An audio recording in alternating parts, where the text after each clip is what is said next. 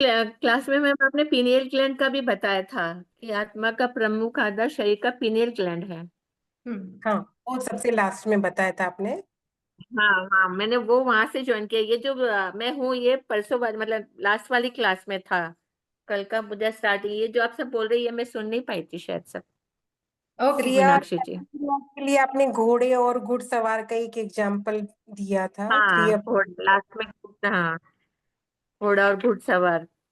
और क्वेश्चन बोला था कि क्रिया प्रतिक्रिया मन और शरीर के बीच क्रिया प्रतिक्रिया। क्वेश्चन आया था कि वो कौन सा केंद्र बिंदु है जहाँ पर मन और शरीर का मिलन होता है। तो इसके लिए आपने सबसे लास्ट में बताया था कि मस्तिष्क के अग्र भाग के बीच में एक जो पिनियल ग्रंथि होती है, वही शरीर एक दूसरे पर क्रिया प्रतिक्रिया करते हैं, ऐसा कुछ। लास्ट बिल्कुल। अच्छा था, आपने तो बहुत अच्छे से समझा दिया, बट लिखने में दो तीन लाइन ही लिखने को हुआ। ठीक है, बहुत अच्छे से आपने ही बताया मीनाक्षी जी। और वैसे ही डेकार्ट्स का जो हमने पढ़ा था, वैसे ही आज स्पिनोजा के दर्शन के बारे में पढ़ेंगे। और उसके लिए यहाँ पे एक पेपर है।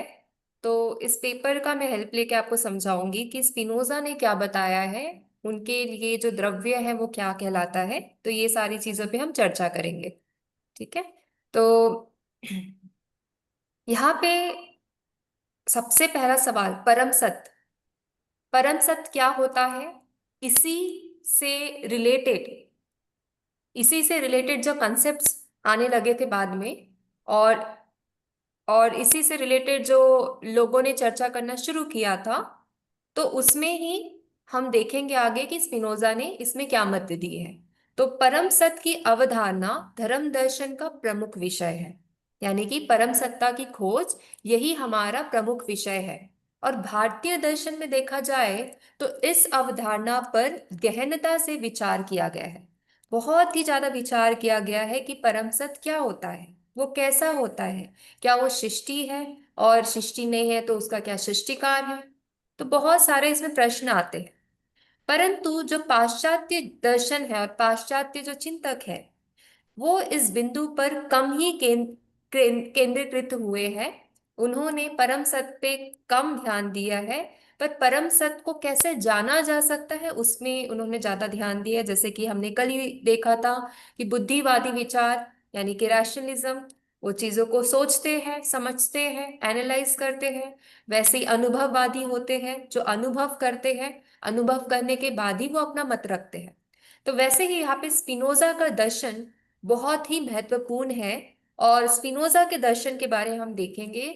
जो स्पिनोजा जो थे एज अ फिलोसोफर, तो वो काफी अच्छे थे। पर उन्होंने अपनी लाइफ में काफी स्ट्रगल किया है। क्योंकि जब उन्होंने अपने मत रखा, जब उन्होंने अपनी चर्चा, अपनी बात रखी, ईश्वर के मुद्दे पे बात रखी, और काफी ऐसे मुद्दे पे बात रखी जहां पे उनको अलाउ परमिशन नहीं था वो सारी चीजों पे बोलने का। क्योंकि उनके जो रिलीजन सेंटिमेंट्स है वो उससे हर्ट होते थे। पर उन्होंने फिर भी बेझिझक अपनी बात रखी और उसमें अपनी पुस्तक लिखने का भी प्रयत्न किया। बट वहां पे जो लोग थे उनको एक्सेप्ट नहीं किए। और प्लस उनको देश भी छोड़ के जाना पड़ा था। फिर बाद में उन्होंने अपना छोटा मोटा कार्य शुरू कर दिया। जैसे कि स्पेक्स का काम करते थे, वो ग्लास का काम करते थे। ग्लास से स्पेक्स बनाना मतलब काफी मेहनत का काम है, मालूम है हमें। शारीरिक का अवस्था का उपयोग होता है। तो इस प्रकार के वो कार्य करने लगे। और इसी वजह से ऐसा होता है कि उनको फिर बाद में लंग इन्फेक्शन हो जाते हैं, कोई बीमारी हो जाती है जिससे कि उनकी मृत्यु जल्दी हो जाती है। तो यहाँ पे ये देखा गया है कि उनके जो थॉट्स थे पहले एक्सेप्ट नहीं किए गए। उनके ही लोगों ने उनको वहां से निकाल दिया। भले उनके काफी चाहने वाले थे, उनके जो गुरु थे, और उनके आसपास के लोग जो उनके फैमिली मेंबर्स वगैरह उनको चाहते थे। बट हालांकि उनके जो जो जिस प्रकार के फिलोसफिकल थॉट्स आए थे उसको लोग लाइक नहीं करते थे। इसी वजह से उनके साथ उनके उनको ऐसे स्ट्रगल्स सहने पड़े। तो जो स्पिनोजा है उनका संपूर्ण दर्शन परम सत्य की अवधारणा से जोड़कर ही समझा जा सकता है। यानी कि जब हमें स्पिनोजा को समझना है तो कहीं ना कहीं हमें परम सत्य, अल्टीमेट रियलिटी, इसकी अवधारणा को भी समझना पड़ेगा। और इसी को हम द्रव्य, प्रकृति, ईश्वर, ये सारे नामों से हमने इसको समझा है, और इनके दर्शन की नींव ही परम सत्य है। तो प्रस्तुत यहाँ पे जो शोध है, वहां पे स्पिनोजा के परम सत्य, सब्सटेंस, अल्टीमेट रियलिटी, इसकी व्याख्या की है और इस पे ही केंद्रित है। तो यहाँ पे जो मुख्य शब्द यूज होंगे वो परम सत्य, द्रव्य, ईश्वर, धर्म दर्शन। तो परम सत्य वह है जो स्वयं में ही पूर्ण है और प्रत्येक वस्तु का चरम आधार है। स्पिनोजा के अनुसार यही प्रमुख द्रव्य या ईश्वर है। स्पिनोजा का द्रव्य या ईश्वर एक और परंपरागत दार्शनिक अवधारणाओं से भिन्न है, तो दूसरी ओर धर्मों से प्रतिपादित ईश्वर से भिन्न है। यानी कि स्पिनोजा का जो द्रव्य या ईश्वर है वो बाकी के जितने भी फिलोसफिकल जो कंसेप्ट्स है उससे डिफरेंट है, और जो धर्मों के बारे में भी जो विचार है, जो धर्मों में ईश्वर के बारे में भी जो विचार है, उससे भी वो अलग है। तो स्पिनोजा का कंसेप्ट क्या है ईश्वर को लेके, वो हम समझेंगे।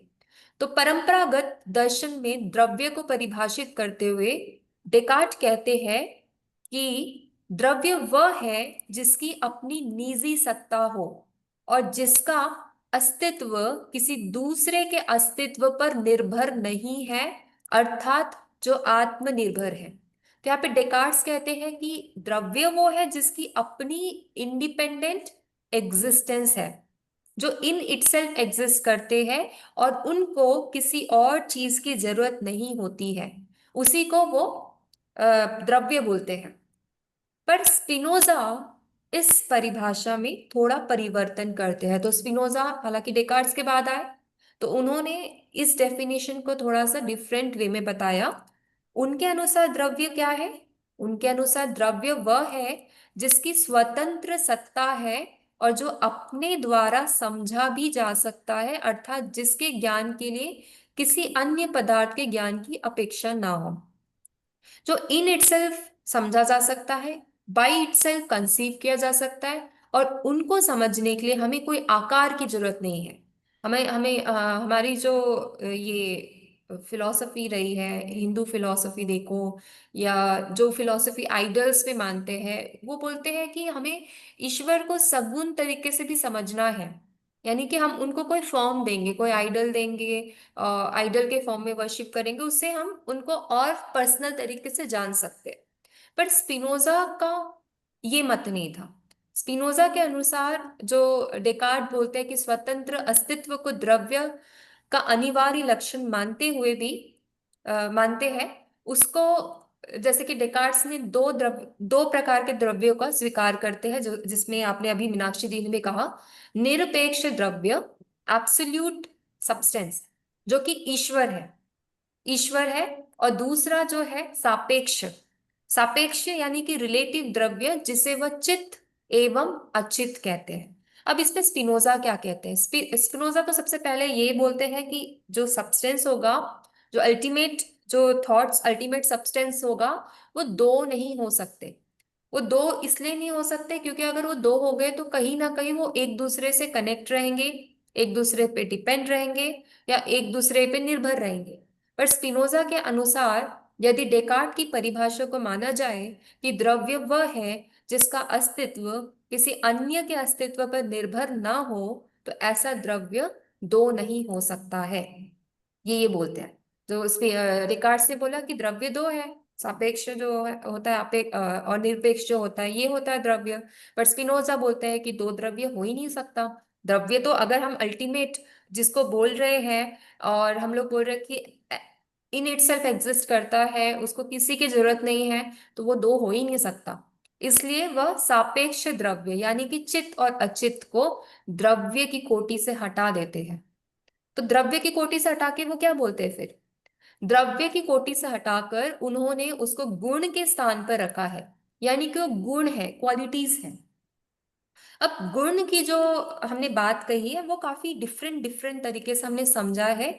भारतीय दर्शन में भी वैशेषिक दर्शन के जो गुण थे वो काफी अलग थे। उनके सब्सटेंस यानी पदार्थ भी देखा तो 7 पदार्थ थे, उसमें एक पदार्थ जो था वो गुण को बताता था। बट यहाँ पे इन्होंने ये जो गुण है उसको सब्सटेंस की कैटेगरी से ही हटा दिया। उन्होंने बोला कि सब्सटेंस हो ही नहीं सकता गुण। तो जो गुण है वो कुछ और, ये जो सब्सटेंस है वो ये द्रव्य जो ये चित अचित है ये हो ही नहीं सकता, ये तो गुण है। बट वैशेषिका में देखा था कि गुण ही सब्सटेंस है। बट यहाँ पे गुण जो है वो ना ही सब्सटेंस है और ना ही ये चित्त और अचित्त सब्सटेंस है। तो चित्त और अचित द्रव्य ना होके ईश्वर के गुण है। तो चित्त अचित क्या हो गया? ये ईश्वर के गुण है, ईश्वर के एट्रीब्यूट्स है। तो यहाँ पर एक फिलोसोफर है, वेस्टर्न फिलोसोफर हेगेल। हेगेल का कहना है कि क्या कोई ऐसी सत्ता संभव है जिसका ज्ञान स्वयं ही हो सके, जिसको किसी और चीज की जरूरत ना हो? क्या ऐसी चीजें पॉसिबल है? तो हेगेल के अनुसार द्रव्य, गुण, कारण, कार्य ये सभी सापेक्ष पद है। ये सभी सापेक्ष पद है यानी कि रिलेटिव है। अतः एक के बिना दूसरा संभव नहीं है। जब भी हमने कारण कार्य भी पढ़ा था तो कारण के बिना कार्य समझना मुश्किल था। तो जब भी ये चीजें रिलेटिव है, जब भी ये थॉट्स को हमें समझने के लिए एक दूसरे पे निर्भर होना पड़े, तो वो सत्ता अल्टीमेट कैसे हो सकती है? तो इस प्रकार के सवाल उठते हैं और बोला जाता है कि यदि सभी ज्ञान को सापेक्ष मान लिया जाए तो अंततः हमें किसी भी विषय का ज्ञान नहीं हो सकता। अगर हम सबको रिलेटिव मान के चले तो क्या होगा? हम किसी को भी पूरी तरीके से नहीं समझ पाएंगे, 100% नहीं समझ पाएंगे। और इसलिए कुछ फिलोसोफर्स हैं, वॉल्सन, वो अपनी पुस्तक द फिलोसफी ऑफ स्पिनोजा में बताते हैं कि स्पिनोजा का ईश्वर साक्षात ज्ञान का विषय है। क्योंकि उन्होंने ईश्वर के बारे में क्या बताया कि ईश्वर को एज इट इज समझना पड़ेगा। उसको हमें कोई आकार, कोई फॉर्म और किसी पे डिपेंड करा के ऐसा नहीं समझ सकते। जैसे हमने सांख्य में भी देखा था, ईश्वर का जो था रोल, वो ईश्वर को उतना मानते ही नहीं है सांख्य दर्शन पहली बार। बट अगर कहीं ना कहीं उन्होंने ईश्वर को क्रिटिकल थॉट्स में बताया भी है तो वो बाकी के चीजों पे एज ए डिपेंडेंट बताया है। तो यहाँ पे जो स्पिनोजा का ज्ञान स्पिनोजा ने जो ईश्वर के बारे में ज्ञान दिया है, वो बोलते हैं कि वो इंडिपेंडेंट है, वह एक अद्वितीय निरपेक्ष स्वप्रकाश है। तो स्पिनोजा परंपरागत धर्मों में प्रतिपादित ईश्वर की अवधारणा का भी खंडन करते हैं। क्योंकि बाकी के धर्मों में भी जहां तक देखा जाए तो ईश्वर को एज इट इज इंडिपेंडेंट काफी कम जगह लिया गया है। तो विभिन्न धर्मों में ईश्वर का 3 रूप माना गया है। पहला, ईश्वर स्वतंत्र है। इसमें भी इन्होंने थोड़ी सी अलग मत रखा है। तो ये भी हम देखेंगे कि ईश्वर स्वतंत्र है, ऐसा बाकी के धर्म ने तो बोला है, बट स्पिनोजा थोड़ा हेजिटेट करते हैं इस बात को मानने से। वो भी देखते हैं। दूसरा, ईश्वर व्यक्तित्वपूर्ण तथा संकल्प एवं प्रयोजन से भी पूर्ण है। व्यक्तित्वपूर्ण यानी कि हम उसको पर्सनैलिटी दे सकते हैं। तो इस प्रकार की जो अवधारणा है वो बाकी के धर्मों ने रखी है कि वो उनकी कोई पर्सनालिटी है। बट यहाँ पे स्पिनोजा ने इस मत को भी पूरी तरीके से नहीं एक्सेप्ट किया है। और तीसरा, ईश्वर जगत का कारण है। इसमें भी थोड़े अलग से विचार है। जगत का कारण यानी कि कार्य हो गया, ईश्वर कारण हो गया तो हम कार्य हो गए, तो कारण कार्य में संबंध हो गया। तो हमारे हमारे हिसाब से हम ईश्वर को समझ रहे हैं। बट यहाँ पे स्पिनोजा क्या बोल रहे हैं? ईश्वर को एज इट इज समझना है, हमें खुद से रिलेट करके नहीं समझना है। अगर हम उसको खुद से रिलेट करके समझते हैं तो वो तो रिलेटिव हो गए। तो यहाँ पे इन्होंने एब्सोल्यूट वे में समझने की बात कही है। तो इसीलिए ये जो तीनों जो बाकी के धर्मों ने बताया है, ये सारे पॉइंट कि ईश्वर स्वतंत्र होते हैं, ईश्वर व्यक्तित्वपूर्ण होते हैं, ईश्वर जगत का कारण है, ये तीनों व्याख्यान को उन्होंने खंडन किया है। तो देखते हैं कैसे खंडन किया है। धर्मों में ईश्वर को स्वतंत्र माना जाता है, परंतु यह स्वतंत्रता का अर्थ मनमौजीपन है, यानी कि जब चाहे जो कर ले, यानी कि अपनी मर्जी।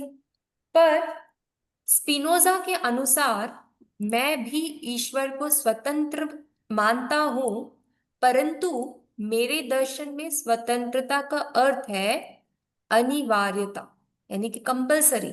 यद्यपि ईश्वर किसी बाह्य शक्ति से नियंत्रित नहीं हो सकता है, परंतु इसका अर्थ नहीं है कि वह अनियंत्रित है। यानी कि कोई भी बाहरी शक्ति उसको कंट्रोल नहीं करती है, बट इसका मतलब ये भी नहीं है कि वो अनियंत्रित या अनकंट्रोल्ड है। वस्तुतः वह अपने स्वरूप के अनुसार कार्य करने को बाध्य है। यह आत्मनियंत्रण ही उसकी अनिवार्यता है। यानी कि उतना इतना सेल्फ कंट्रोल है उस ईश्वर में कि हमें उसको डिफाइन करने के लिए या उसको समझने के लिए किसी और चीज की जरूरत नहीं है। और वो इसका इसको जो धर्म के हिसाब से जोड़ा गया है कि ईश्वर स्वतंत्र है। ईश्वर मर्जी, अगर किसी का कुछ हो गया तो ये ईश्वर की मर्जी थी। बट ईश्वर की मर्जी ऐसे नहीं चलती। ईश्वर जो स्वतंत्रता है, बट स्वतंत्रता में भी उनकी आत्मनियंत्रण है, जो कि कंपलसरी है, अनिवार्य है। तो धर्मों में ईश्वर को स्वतंत्र माना जाता है, परंतु यह स्वतंत्रता का अर्थ मनमौजीपन है, जबकि स्पिनोजा के अनुसार स्वतंत्रता का अर्थ है अनिवार्यता, इम्पेरेटिव, जिसको हम बोलेंगे जो कंपलसरी है और उसको आप चेंज नहीं कर सकते हो। जैसे कि लॉज ऑफ नेचर बोला गया है, लॉज ऑफ नेचर को बदल नहीं सकते। तो ईश्वर किसी बाह्य शक्ति से नियंत्रित नहीं है, परंतु इसका अर्थ नहीं है कि वह अनियंत्रित है, बल्कि वह अपने स्वरूप के अनुसार कार्य करने को बाध्य है, और यह आत्मनियंत्रण ही उसकी अनिवार्यता है। तो पहले बात को खंडन कर दिया कि ईश्वर स्वतंत्र है। अगर धर्म बोल रहे कि ईश्वर स्वतंत्र है, तो उसको यहाँ पे खंडन कर दिया कि स्वतंत्र का मतलब हो जाएगा मनमौजीपन। पर ईश्वर जो है स्वतंत्र नहीं, वो अनिवार्य है, अनिवार्य है, और वह आत्मनियंत्रता से परिपूर्ण है। तो इस कंसेप्ट को यहाँ पे पहले स्पिनोजा ने रखा है। दूसरा जो कंसेप्ट है, धर्मों में ईश्वर को व्यक्तित्वपूर्ण तथा संकल्प एवं प्रयोजन से पूर्ण माना जाता है, परंतु स्पिनोजा के अनुसार ये सभी सीमित सत्ता के गुण हैं। अतः उनके अनुसार ईश्वर निर्वैयक्तिक है तथा उसमें संकल्प एवं प्रयोजन का भी सर्वथा अभाव पाया जाता है। स्पिनोजा मानते हैं कि जब हम ईश्वर में किसी भी गुण का विधान करते हैं तो अन्य सभी गुणों का निषेध कर देते हैं।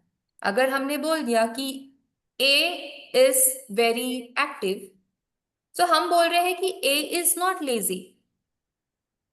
यानी कि हम अगर एक गुण को बहुत ज्यादा वो डोमिनेट बता रहे हैं, प्रोमिनेंट बता रहे हैं, तो हम बाकी के गुणों को निषेध कर देते हैं। पर हम कौन होते हैं वैसा करने वाले? ईश्वर को अगर कोई गुण दे रहे हैं तो मतलब हम ये बोल रहे हैं कि ईश्वर में बाकी के गुण नहीं है। तो जितना भी चीजें हम डिटरमाइन करते जाएंगे, कहीं ना कहीं दूसरी चीजें को निग्लेक्ट करते जाएंगे। तो स्पिनोजा के अनुसार जब हम ईश्वर में गुणों को आरोपण करते हैं तो केवल अपने बिंबों का ही प्रक्षेपण करते हैं। यानी कि जितना हमें समझ आता है उतना ही हम ईश्वर के बारे में बताते हैं। अगर हमें कोई चीज समझ नहीं आ रही है तो वो चीज हम ईश्वर को समझाने के लिए यूज नहीं करेंगे। तो इस रूप में ईश्वर सीमित हो जाता है, यानी कि लिमिटेड हो जाता है। इसलिए वे ईश्वर को निर्गुण, निराकार एवं अनिर्वचनीय कहते हैं, जिसको हम डिस्क्राइब नहीं कर सकते, हम इनडिस्क्राइबेबल है। तो यहाँ निर्गुण का अर्थ गुण रहित नहीं होता है। निर्गुण माने ये नहीं कि वो उसमें गुण नहीं है, गुण है, बल्कि वो सीमित गुण नहीं है, सीमित गुणों के अभाव से है। अर्थात ईश्वर किसी अभाव का घोतक न होकर अभावों के अभाव का घोतक है। तो आप समझ सकते हैं कि जिस प्रकार से हम ईश्वर को समझ रहे हैं आज तक, ये बता रहे हैं कि ईश्वर निर्गुण होते हैं, सगुण होते हैं, तो गुणों से हम इसमें काफी हद तक रिलेट कर देते हैं। बट जो स्पिनोजा है, स्पिनोजा बोलते हैं कि वो गुण रहित है, गुण नहीं है उसमें। आप उसमें गुण बता रहे हो मतलब कहीं ना कहीं आप उसको लिमिट कर रहे हो। अगर आप उसको समझना चाहते हो तो आप उसको गुण रहित, निर्गुण वे में समझिए। तो धर्मों में ईश्वर को जगत का सृष्टा एवं कारण माना गया है। ये बात तो हमने काफी फिलोसफीज में देखा, भारतीय दर्शन में देखा। जब ईश्वर के बारे में जैसा भी बाकी जो भक्ति भक्ति ट्रेडिशन देखा, माधवाचार्य का फिलोसफी देखा, इसमें भी देखा कि ईश्वर को जगत का सृष्टा और कारण माना गया था। सृष्टा इस रूप में माना गया है कि ईश्वर जगत की रचना करके उसके परे चला जाता है, इस प्रकार यहाँ ईश्वर को दूरस्थ कारण के रूप में माना जाता है। तो स्पिनोजा भी ईश्वर को जगत का कारण मानते हैं, परंतु धर्मों के अर्थ में नहीं।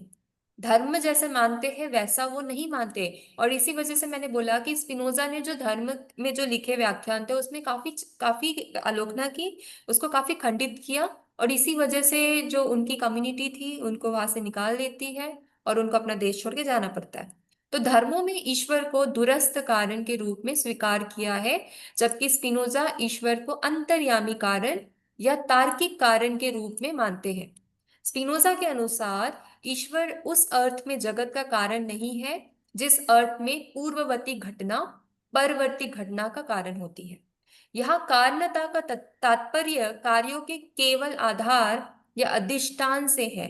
स्पिनोजा के अनुसार ईश्वर जगत का तार्किक कारण है, लॉजिकल। तार्किक कारणता का अर्थ यह है कि यहाँ कारण एवं कार्य में अभेद माना जाता है। तो जिस प्रकार त्रिभुज की परिभाषा से यह निहित है कि उसमें 3 कोण होते हैं, उसी प्रकार ईश्वर के स्वरूप से ही जगत का तार्किक निगमन हो जाता है। यानी कि हमें इसको, जैसे हमने बहुत सारे कारण देखा, उपादान कारण देखा ईश्वर को, कुछ लोग बोल रहे हैं कि मटेरियलिस्टिक कॉज है, न्याय में देखा था कि मटेरियलिस्टिक कॉज बोल रहे हैं, फिर उसके बाद कुछ लोग बोल रहे हैं कि ये निमित्त कारण है। बट यहाँ पे ईश्वर के स्वरूप को तार्किक तरीके से समझा गया है कि लॉजिकल रिलेशन है।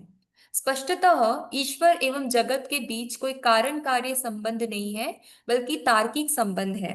तो इस प्रकार ईश्वर एवं विश्व दोनों में अभेद है, दोनों को हम अलग अलग नहीं कर सकते।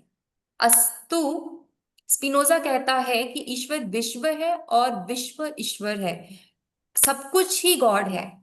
अब गॉड को विश्व से अलग कर ही नहीं सकते हो। यहाँ पे हमने क्या कर दिया, गॉड को एक अलग ही स्वरूप दे दिया, और हमने हमारे संसार को एक अलग ही स्वरूप दे दिया। बट यहाँ पे स्पिनोजा बोलते हैं कि ईश्वर ही विश्व है और विश्व ही ईश्वर है, आप इसको अलग अलग नहीं कर सकते हो। इस प्रकार स्पिनोजा का ईश्वर या द्रव्य धर्मों में प्रतिपादित ईश्वर की अवधारणा से भी भिन्न है। और उपयुक्त मतों के समीक्षा खंडन के उपरांत स्पिनोजा अपने ईश्वर या द्रव्य संबंधी सिद्धांत की स्थापना करता है। स्पिनोजा के दर्शन में ईश्वर विचार या द्रव्य विचार सबसे प्रमुख विचार है। उसके दर्शन का प्रारंभ ही अद्वितीय और निरपेक्ष द्रव्य की परिभाषा से होता है, एब्सोल्यूट वे में होता है। तो वस्तुतः स्पिनोजा का समस्त दार्शनिक सिद्धांत द्रव्य की परिभाषा से ही निगमित होता है। तो स्पिनोजा के अनुसार ईश्वर ही परम द्रव्य है, जो हम मॉनिज्म के थॉट्स बोलते हैं, जिसमें संपूर्ण सृष्टि उद्भूत होते हैं। सो अपने उन्होंने उनका ग्रंथ था इथिका, उसमें स्पिनोजा बताते हैं, द्रव्य के बारे में परिभाषित करते हैं और कहते हैं कि द्रव्य वह है जो अपने आप में है और जो अपने द्वारा ही समझा जा सकता है। Substance is that which is in itself and is conceived through itself. अर्थात इसके ज्ञान के लिए किसी अन्य वस्तु के ज्ञान की आवश्यकता नहीं होती। The conception of which does not need the conception of another thing in order to its formation. So Spinoza के अनुसार जो अपने आप में है, that which is in itself, का भाव द्रव्य की स्वतंत्रता को सूचित करता है, जो अपने द्वारा ही समझा जाता है, that which is conceived through itself।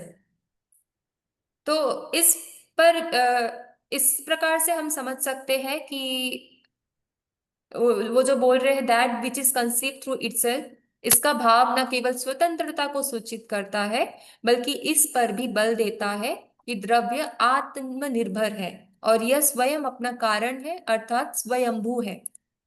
So Spinoza द्वारा दी गई द्रव्य की उपर्युक्त परिभाषा से द्रव्य की निम्नलिखित विशेषताएं उभर कर सामने आती है। तो यहाँ पे हम बस विशेषताएं देख लेते हैं। यहाँ पे 10 विशेषताएं हैं, काफी सारी विशेषताएं, 11 विशेषताएं बताई गई है, 11। ठीक है, आज करना है या नेक्स्ट क्लास पे कंटिन्यू करें? बस अभी विशेषताएं ही देख के फिर वाइंड अप भी करना है। आप लोग बताइए, यहाँ तक आप लोग को समझ आया है? यस मैम, समझ में तो आया है, पर अगले लेंगे क्योंकि मैम प्रेजेंटेशन की भी तैयारी करने का आज ही समय है। अच्छा अच्छा, ठीक है। तो ये मैं आपको भेज दूंगी, आप इसको पढ़िए, ठीक है। सभी ओके। लोग इसको पढ़िए, विशेषताएं को। और स्पिनोजा के बाद से आप कितने सहमत हैं? क्या आप में से अभी कोई अभी बता सकता है कि जो स्पिनोजा ने दो चार पॉइंट्स जिन पे हमने चर्चा किया है, उससे आप कितने सहमत हैं? क्या आप मानते हैं कि ईश्वर जो है वो स्वतंत्र नहीं हो सकता, या ईश्वर जो है व्यक्तित्व नहीं हो सकता, या जो ईश्वर है वो उसमें कोई कार्य कारण का संबंध नहीं हो सकता? इस प्रकार के जो विचार रखे हैं स्पिनोजा ने, आप इससे कितने सहमत हैं? मैम अभी पर आपने जो बताया कि ईश्वर निर्गुण है, मतलब गुण रहित है, मतलब उसमें सीमित गुण है। सीमित गुण नहीं है, मतलब अगर हम उसमें गुण देते हैं तब हम उसको सीमित कर रहे हैं, लिमिटेशन दे रहे हैं। जैसे कि मैंने आपको एग्जांपल दिया, अगर हमने बोला कि कोई पर्सन है, पर्सन इज एक्टिव, तो इसका मतलब क्या हो गया? पर्सन इज नॉट लेजी, है ना। हम्म। पर्सन इज हेल्दी, इसका मतलब क्या हो गया? Person is free from disease.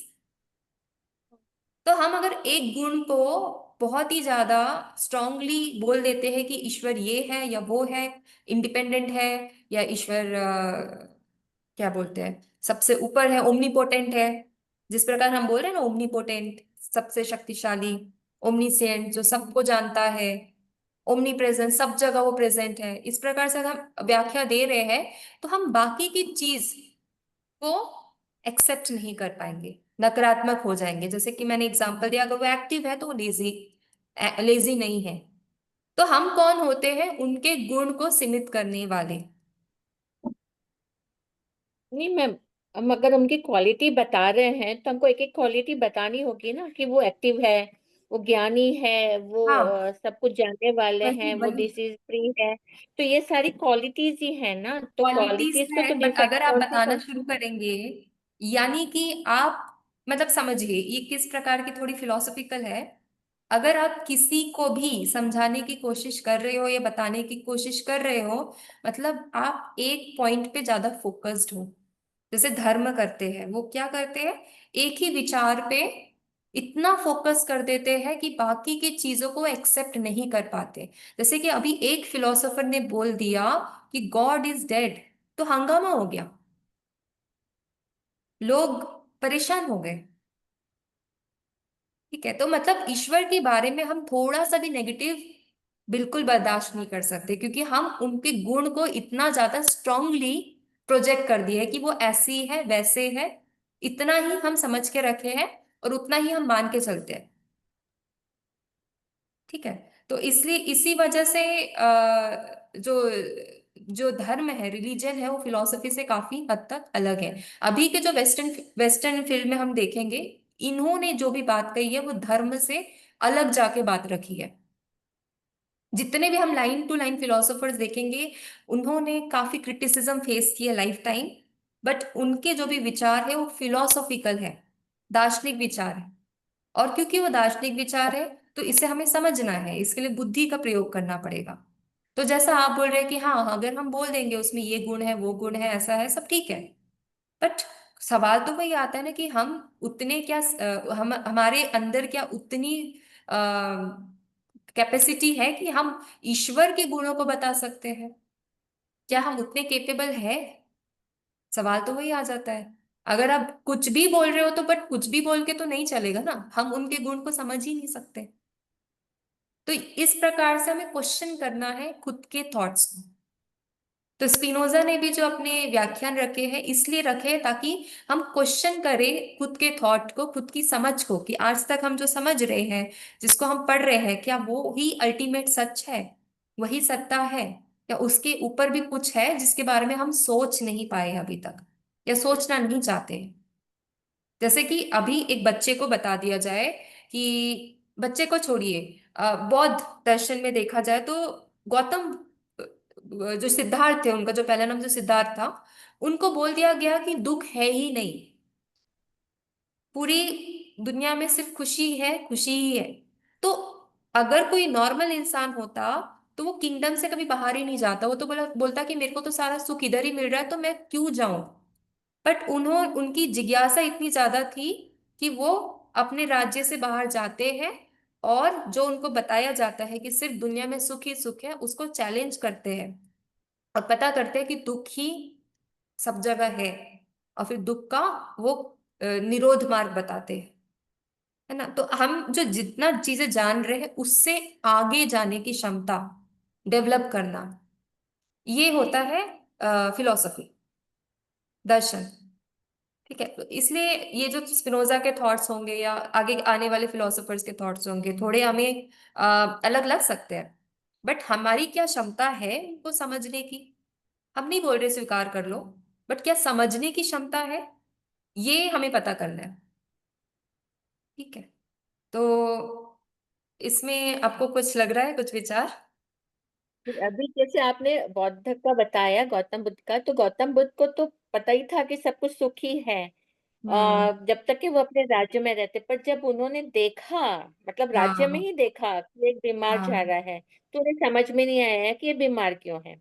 मतलब हम्म। पहले उनमें जिज्ञासा बाहर जाके नहीं आई, उनको वहीं देखा तब पता चला। किसी की डेड बॉडी जा रही थी तब हम्म। उन्होंने देखा कि ये क्या चीजें, मृत्यु नहीं क्यों नहीं, हुई वो राज्य करके। के एज अ स्टोरी, जहां तक पता है वो राज्य के बाहर चले जाते एक दिन गलती से, जहां तक उनको, क्योंकि वो जो उनके पिताजी थे वो क्या करते थे, जो भी बूढ़ा होता उनको बाहर, फिर ताकि वो, उनको पता ही ना चले कि दुख है, क्योंकि उनकी पहली प्रेडिक्शन हो गई थी, भविष्यवाणी हो गई थी कि ये सब कुछ छोड़ के चले हाँ, जाएंगे, चले जाएंगे। है ना। तो उनसे सच छिपाया गया। पर मैम अच्छा, अगर उसको यूं देखें तो पता उनके खुद चला के क्या भी उनको? पिताजी तो बूढ़े ही थे ना, मतलब एज वाले थे ना, तो हाँ। उनको तो पता है कि मैं बच्चा हूँ, मेरे पिताजी एज वाले हैं। हाँ। गौतम बुद्ध को खुद को भी तो पता चला ही होगा ना कि वो बच्चे थे, बच्चे से जवान हुए, और जवान से फिर उनके हाँ। पिताजी भी तो बूढ़े ही हुए होंगे ना। तो उन्होंने जब हाँ। दूसरे बूढ़े को देख करके उनके मन में अब ये क्वेश्चन तो मार्क एकदम आया, तो खुद के कॉन्सेप्चुअल है। पिताजी को देख करके हाँ, ये तो एकदम ऐसे सोचने वाली बात है कि उनको पता कैसे नहीं चला, ये तो, बट अल्टीमेटली जब पता चला तो क्या उनका स्टेप रहता है, मतलब हाँ, कहने का मतलब ये मतलब है वो कि चीज अलग उन्होंने हो गई। हाँ, सिर्फ उनको जो बताया गया उसमें वो सीमित नहीं थे, उसके अलावा भी उन्होंने खोज की, राइट। है ना। तो ये वो हम एग्जाम्पल सोच इसलिए सकते लिया। हैं, हाँ, वो हम सोच सकते हैं कि हाँ। उनके मन में सारी जिज्ञासाएं थी। मतलब वो नहीं था कि इंसान बूढ़ा क्यों हुआ या हाँ। इंसान हाँ। मरा क्यों है, वो जानने हम्म, की कोशिश कर रहे थे कि जिज्ञासा ये थी। सब कैसे हो हम्म। होता है। हाँ, जिज्ञासा कह सकते हैं। वही वही, तो यहाँ भी मतलब अब हम जैसे स्पिनोजा तो के स्कूल थॉट्स पढ़ चल रहे रहा हैं, है। तो हमारी जिज्ञासा डेवलप होनी चाहिए, क्यूरियोसिटी बढ़नी चाहिए कि और दार्शनिकों ने क्या बोला बोला है गॉड के बारे में या इसके बारे में उसके बारे में, तो इस प्रकार से हमारे थॉट्स जो है वो डेवलप होंगे। ठीक है, तो अभी जो स्पिनोजा के जो रखे हैं वो काफी डिफरेंट लग रहे होंगे आपको, और काफी लोग हैं जो स्पिनोजा की फिलोसफी को अल्टीमेट मान के चलते हैं, वो बोलते हैं कि स्पिनोजा ने जो गॉड के बारे में बताया है, इतना अच्छा व्याख्यान किसी ने नहीं बताया। और मैम पहली बार लग रहा है कि वेस्टर्न जो फिलोसोफर है इसमें जो आज बताया है वो सारी चीजें क्लियर है, मतलब अच्छे हम्म। से अंडरस्टैंड हो है। हाँ, काफी चीजें क्लियर हो जाएंगी आगे भी पढ़ेंगे तो। हम इनमें से मतलब कुछ को मान सकते हैं, कुछ को नहीं मान सकते हैं, हाँ, ऐसा भी आपकी तो हो मर्जी, सकता है। मतलब स्वीकार करना जिसके वो थोड़ा, सब आपकी हाँ, मर्जी है। धर्म में हाँ, मतलब भले बोल सकते हैं कि आपको स्वीकार करना पड़ेगा, बट दर्शन में कभी नहीं बोल सकते, वो सब आपकी मर्जी होती हम्म। है। मैम ठीक है। एक चीज हाँ। पूछनी थी, जैसे प्रोजेक्ट वर्क है सांख्य दर्शन में हम्म। प्रकृति और पुरुष को एक उदाहरण से ही समझ